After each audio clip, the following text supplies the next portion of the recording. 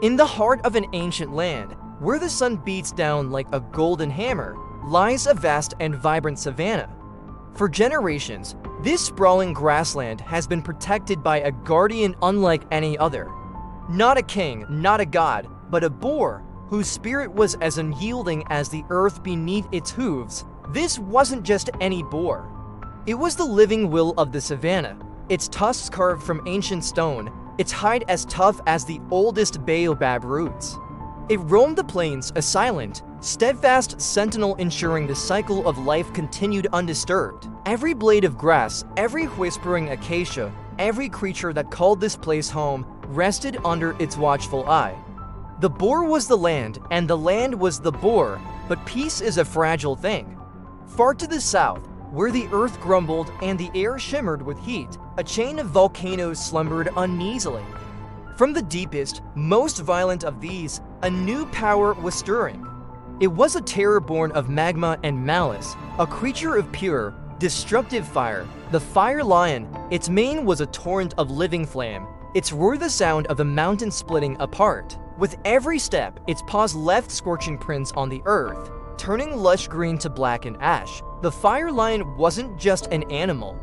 It was an elemental force of wrath, driven by an insatiable hunger to consume, to burn, and to reign over a kingdom of cinders. It set its molten gaze north, toward the verdant plains, and began its relentless march. The savanna sensed the approaching doom. The air grew thick and heavy, smelling of soot and sulfur. The vibrant greens began to dull, the rivers to steam. The animals grew restless, their calls filled with a new, sharp note of fear. The boar, standing atop the highest ridge, felt the tremor of the fire lion's advance not in the ground, but in its very soul. It was a searing, alien heat that threatened to unmake everything it had sworn to protect. It saw the orange glow on the southern horizon, a false dawn that promised only destruction. Lifting its head, the boar let out a roar of its own, not of fire, but of solid, unshakable earth. It was a challenge, a deep, guttural sound that echoed across the plains, a promise that the savanna would not fall without a fight. The defender was ready, the invader was coming. The fire lion stormed into the grasslands like a wave of liquid sun. Everything it touched ignited. Ancient trees that had stood for centuries became roaring torches. The air itself seemed to catch fire, shimmering with a deadly, oppressive heat. The inferno spread with terrifying speed, a tide of destruction that threatened to swallow the entire savanna.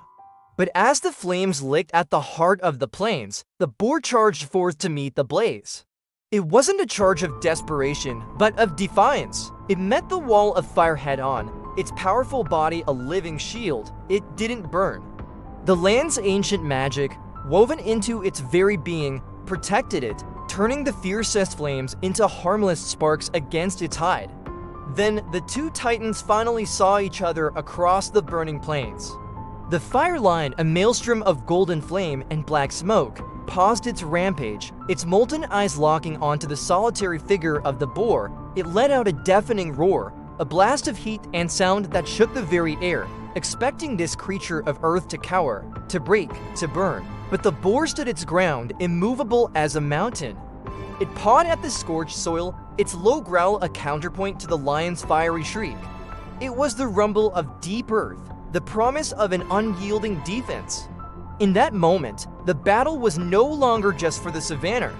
It became a primal conflict between two opposing forces of nature, the devouring flame and the enduring earth. With another thunderous roar, the fire lion lunged. It was impossibly fast, a blur of fire and fury. It swiped with claws of superheated obsidian, intending to tear the boar apart. But the boar was just as quick, moving with a surprising agility. It sidestepped the fiery claws and drove its shoulder into the lion's flank. The impact was immense, like two continents colliding. The fire lion staggered, surprised by the sheer, solid force of its opponent.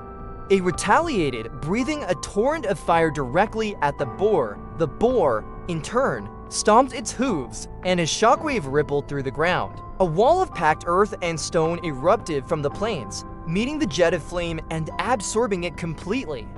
The initial clash ended in a stalemate, but the battle had only just begun. The air crackled with their power, a storm of fire and earth raging under the smoke-blackened sky. The clash of the two titans escalated into a cataclysm. The fire lion was relentless, a whirlwind of flame. It leapt and pounced, its every movement leaving arcs of fire in the air. It tried to encircle the boar, creating a vortex of flame to trap and incinerate it. The savannah became their arena, a scarred landscape of fire and churning earth, but the boar was a master of its domain. It was not just fighting on the land, it was fighting asterisk with asterisk the land. It moved with an intuitive grace, anticipating the lion's attacks. When the lion lunged, the boar would pivot, using its immense weight and the friction of the soil to redirect the fiery beast's momentum, sending it crashing into the very fires it had created. The boar's strategy was not to match fire with fire, but to smother it with the unyielding strength of the earth itself. It dug its tusks deep into the ground, not just scratching the surface, but channeling the deep, cool strength from below. With mighty heaves of its head, it flung massive clumps of soil and rock at the fire lion. This wasn't just dirt. It was imbued with the land's primal energy. When the earth struck the lion's flaming mane, it didn't just bounce off. It smothered the flames, creating clouds of hissing steam and momentarily dimming the creature's fiery glow. The lion would roar in frustration, its power choked, its heat dampened. For every scorching attack, the boar had a terrestrial answer, turning the lion's greatest weapon against it. The battle raged for what felt like an eternity. The sun was blotted out by a thick, rolling canopy of ash and smoke. The fire lion, growing more desperate, unleashed its ultimate power. It drew all of its fire inward, its body glowing with the intensity of a star, and then exploded outward in a massive, searing nova. The blast flattened everything for miles, a wave of pure heat. But in that critical moment, the boar did something incredible. It drove all four hooves into the ground and became one with the earth. The soil rose up around it, forming a dense, living dome of rock and root. The fiery shockwave crashed against this bastion of earth, cracking it, scorching it, but failing to break it. The boar had weathered the storm. When the dome of earth fell away, the boar stood exhausted but resolute. The fire lion, having spent its ultimate power, was diminished. Its flames flickered weakly, its form less defined, more like a dying ember. Seeing its chance, the boar made its final charge. It wasn't a charge of aggression, but of renewal. As it galloped across the blackened ground, it didn't kick up dust, it kicked up life. Its hooves, channeling the deep earth energy, were now leaving trails of rich, dark soil in their wake.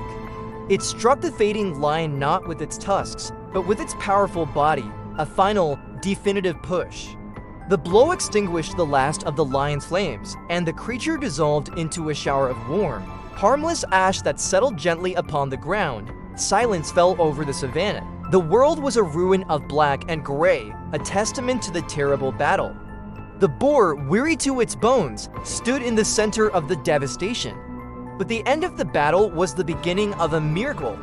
Where the fire lion's ash had settled, a transformation began. The ash was not a poison, but a potent fertilizer. From the blackened soil, tiny green shoots began to emerge, first one, then 10, then thousands. Within hours, the green shoots had unfurled into flowers of impossible color: crimson, gold, and sapphire, colors the savannah had never seen before. The land was not just healing, it was being reborn, more vibrant and beautiful than ever. The fire had taken, but the earth, guided by its fearless guardian, had reclaimed its own and made it new.